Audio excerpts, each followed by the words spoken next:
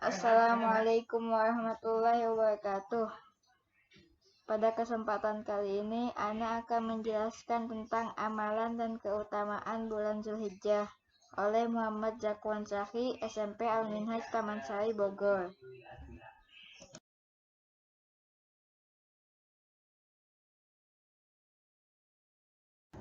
Keutamaan bulan Zulhijjah.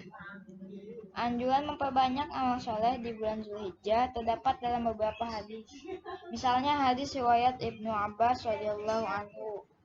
Rasulullah Shallallahu alaihi wasallam bersabda, "Ma min ayyamil amalus shalih fiha ahabbu ilallahi min hadhil ayyam, yakni ayyamal ashr." Artinya, tidak ada satu amal soleh yang lebih dicintai oleh Allah melebihi amal soleh pada hari-hari ini, yaitu 10 hari pertama bulan Zulhijjah.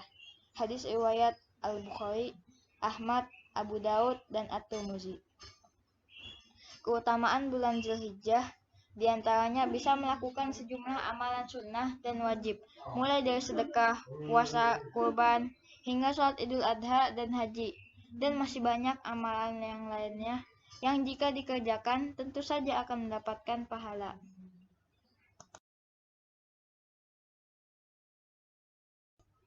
Amalan yang pertama adalah sedekah. Sedekah adalah pemberian sesuatu kepada fakir miskin atau yang berhak menerimanya, di luar kewajiban zakat dan zakat fitrah, sesuai dengan kemampuan pemberi. Pengertian secara umum sedekah atau sedekah adalah mengamalkan harta di jalan Allah dengan ikhlas tanpa mengharapkan imbalan dari siapapun, dan semata-mata hanya mengharapkan ridhonya, yaitu ridho Allah sebagai bukti kebenaran iman seseorang. Amalan selanjutnya adalah puasa. Dalil yang menunjukkan istimewanya puasa di awal Zulhijjah karena dilakukan pula oleh Rasulullah Shallallahu alaihi wasallam. Sebagaimana diceritakan dari Hunaidah bin Khalid dari istrinya.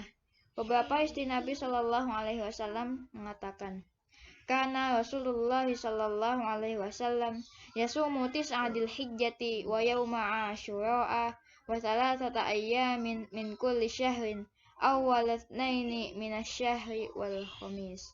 Artinya, Rasulullah Shallallahu alaihi wasallam biasa berpuasa pada 9 hari awal Zulhijjah, pada hari Asyura atau 10 Muharram, berpuasa 3 hari setiap bulannya, awal bulan di hari Senin dan Kamis. Hadis riwayat Abu Daud nomor 2437 dan An-Nasa'i nomor 2374. Al-Hafiz Abu Thahir mengatakan bahwa sanad hadis ini adalah sahih. Amalan selanjutnya adalah kurban. Kurban adalah segala bentuk pendekatan diri pada Allah, baik berupa penyembelihan atau selainnya. Menyembelih kurban termasuk amal sholih yang paling utama.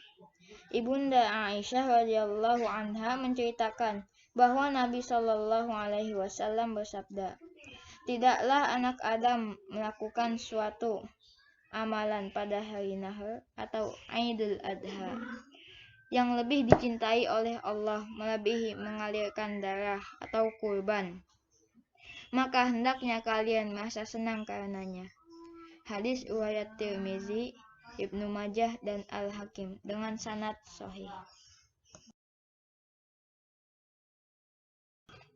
Amalan selanjutnya adalah salat Id. Idul Adha terdapat di situasi penutupan 10 Zulhijjah. Idul Adha disebut dengan Aid, yang merupakan masdar dari fi'il ada ya'udu, yang artinya kembali, karena keduanya selalu kembali dan berulang untuk dirayakan pada waktu yang sama. Berkaitan dengan hukum salat Id, ada 3 pendapat yang masyhur di kalangan ulama. Yang pertama, salat Id hukumnya sunnah. Ini adalah pendapat mayoritas ulama. Yang kedua, fardu kifayah,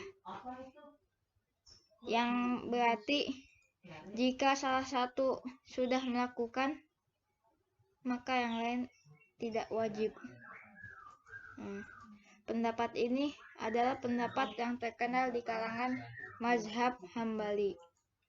Yang ketiga adalah fardu ain atau kewajiban bagi setiap perorangan. Ini adalah pendapat mazhab Hanafiyah serta pendapat salah satu riwayat dari Imam Ahmad.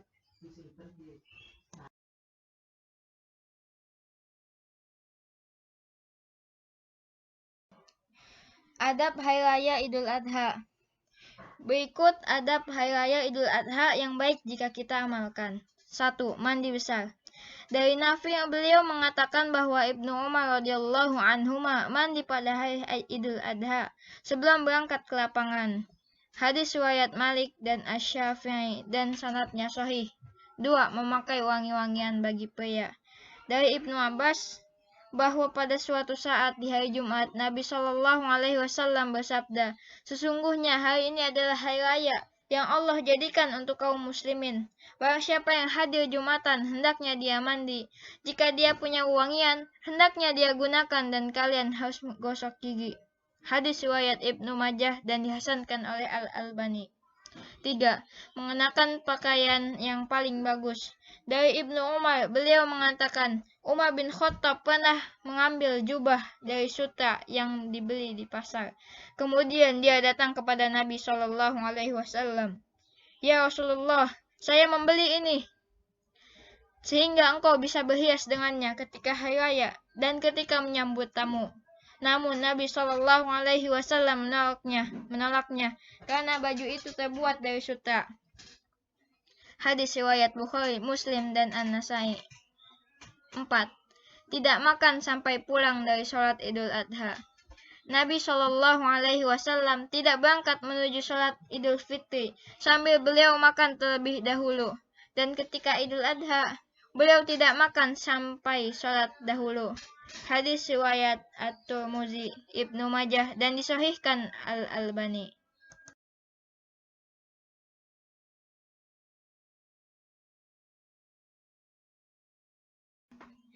Adab hari raya selanjutnya adalah yang keenam, mengambil jalan yang berbeda ketika pulang. Dinyatakan dalam hadis dari Jabir bin Abdullah radhiyallahu anhuma, kana Nabi sallallahu alaihi wasallam idza kana yaumu 'aidin khalafa tariqa. Nabi sallallahu alaihi wasallam ketika melaksanakan salat Id, beliau memilih jalan yang berbeda ketika berangkat dan pulang. Hadis riwayat Bukhari nomor 986. Yang ketujuh, tidak ada salat sunnah sebelum ataupun sesudah salat Id. Dari Ibnu Abbas, Nabi Shallallahu Alaihi Wasallam menuju lapangan ketika Idul Fitri. Kemudian salat 2 rakaat. Tidak salat sunnah sebelum maupun sesudahnya. Dan beliau bersama Bilal. Hadis riwayat Bukhari dan Al-Baihaqi. Yang kedelapan, mendengarkan khutbah setelah salat Id. Mendengarkan khutbah setelah salat Id adalah sunnah.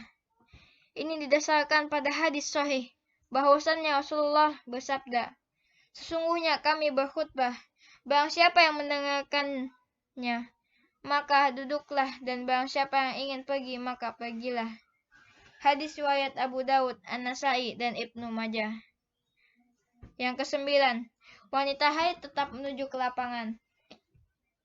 Dari Ummu Atiyah radhiyallahu anha mengatakan, Rasulullah Shallallahu Alaihi Wasallam memerintahkan kami untuk mengajak keluar gadis yang baru balik, gadis-gadis pingitan, dan orang-orang haid untuk menghadiri sholat Idul Fitri dan Idul Adha. Saya bertanya, ya Rasulullah, ada yang tidak memiliki jilbab?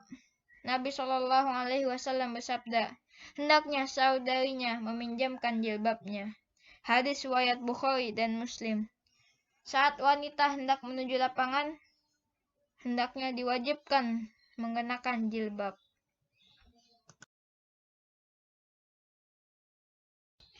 Amalan selanjutnya adalah haji. Haji adalah rukun Islam yang kelima setelah syahadat, sholat, zakat, dan puasa. Menunaikan ibadah haji adalah bentuk ritual tahunan yang dilaksanakan kaum muslimin sedunia yang mampu secara material, fisik, dan keilmuan, dengan berkunjung dan melaksanakan beberapa kegiatan di beberapa tempat di Arab Saudi. pada suatu waktu yang dikenal sebagai musim haji pada bulan Zulhijjah. Hal ini berbeda dengan ibadah umrah yang biasa dilaksanakan sewaktu-waktu.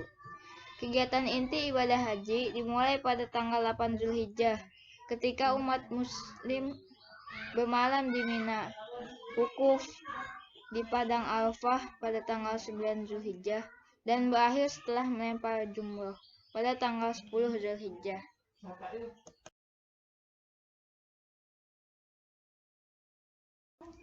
Dan yang terakhir, terima kasih telah menonton video ini.